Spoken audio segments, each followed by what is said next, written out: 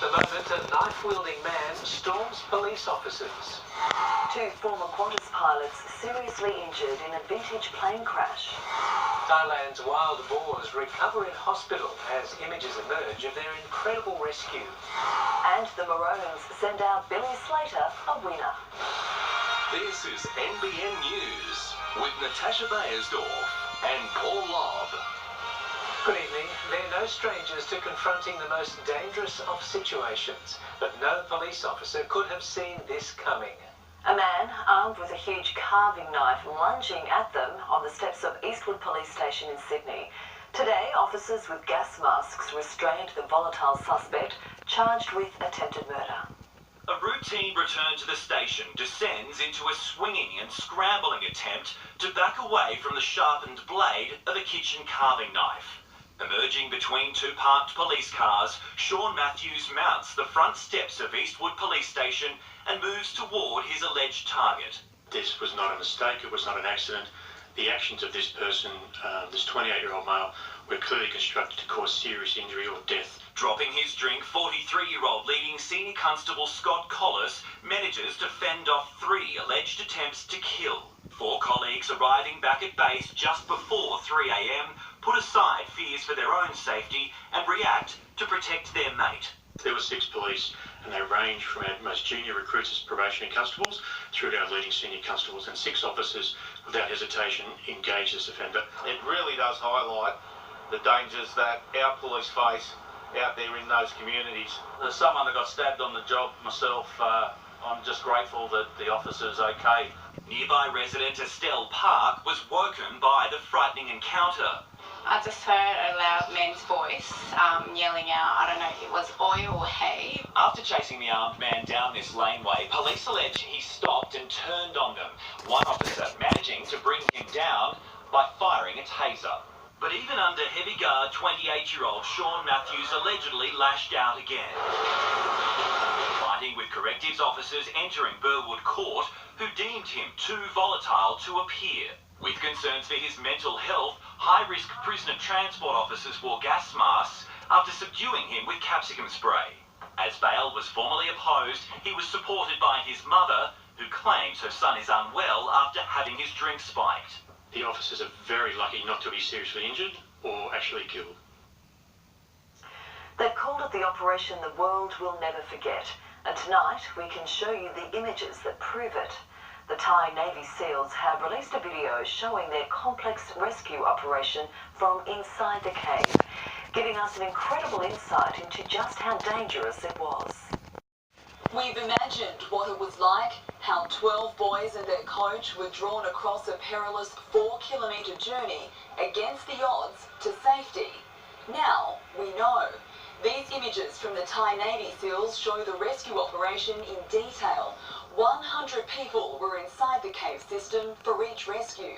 A roll call of experts from around the world, risking their own lives to save others, sliding their young chargers along narrow passages, at times so low they couldn't stand upright, gently guiding, protecting young, scared boys with the care of a father for a child, not once, but 13 times, each with the same careful attention across the same treacherous journey, tightly cradled in a harness, sedated, monitored. Their coach and the boys all came together and discussed staying strong, having that will to live, having the will to survive. In these pictures you get a sense of the appalling conditions, but as difficult and complex as this was, it quickly became the only option. The scale of the challenge confronting these skilled rescuers only truly dawned on them when they arrived. Within an hour, the mouth of the cave began flooding with more than a metre of water, the force of the current pushing rescuers out.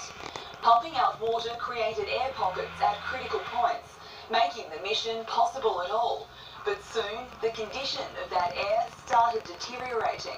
So that really started to kind of put a sense of urgency with one, realizing that the long-term survivability of the boys in the cave was becoming a less and less feasible option. In the murky depths, ropes became a lifeline, the only way divers could maintain any sense of direction.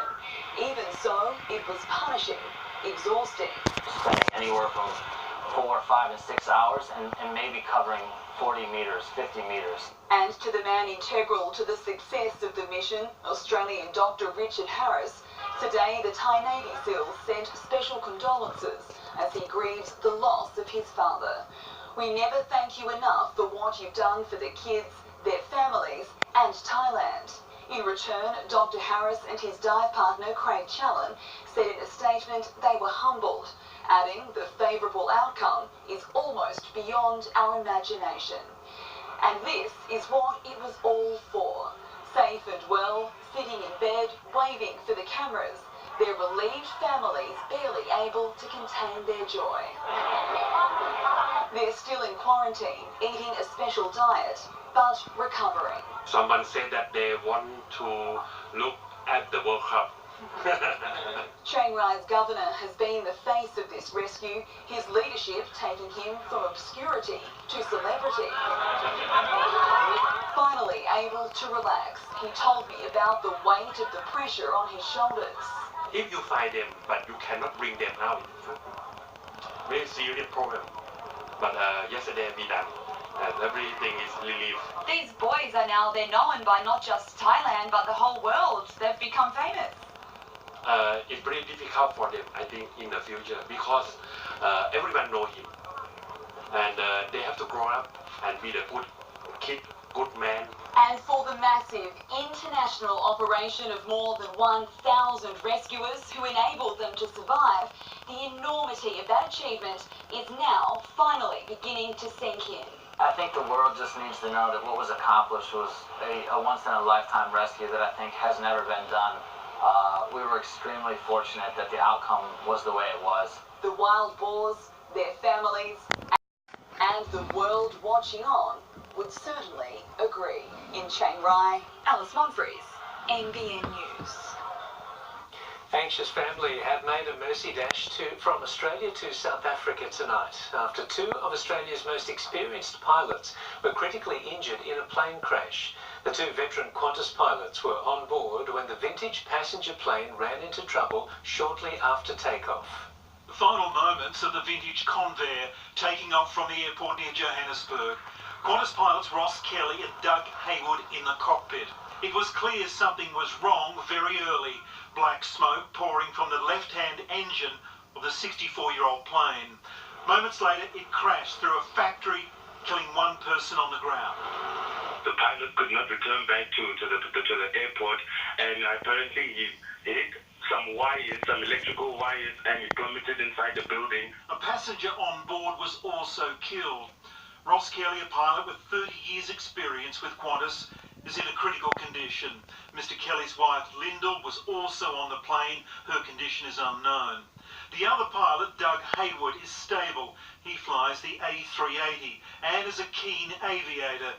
He was recently interviewed after he flew an old RAAF Caribou to a local air show. We thought we'd come up to Mittagong for the day, see how the aircraft performs, and she's running beautifully. The Convair had just been restored. The Qantas pilots were taking it on a test flight before its eventual journey to a museum in the Netherlands. Qantas issued a statement saying it was deeply upset the two men had been injured, adding that the entire Qantas pilot community was in shock. The company said it would provide whatever support the families needed. The families flew to South Africa and have only just arrived at the hospital to be with the two men. Mark Burrows, NBN News. Onlookers have had to jump clear and run from car-sized rocks falling off the skillion at Terrigal.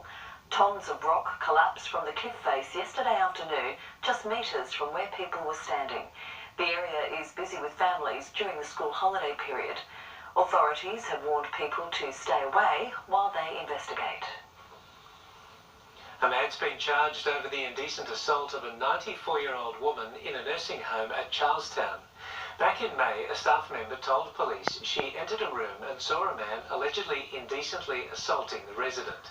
A man then fled the Dudley Road facility and a description was circulated. The 83-year-old's been charged with indecent assault and will appear in Newcastle local court next month. 3 people will be sentenced later this year for supplying the drug ice.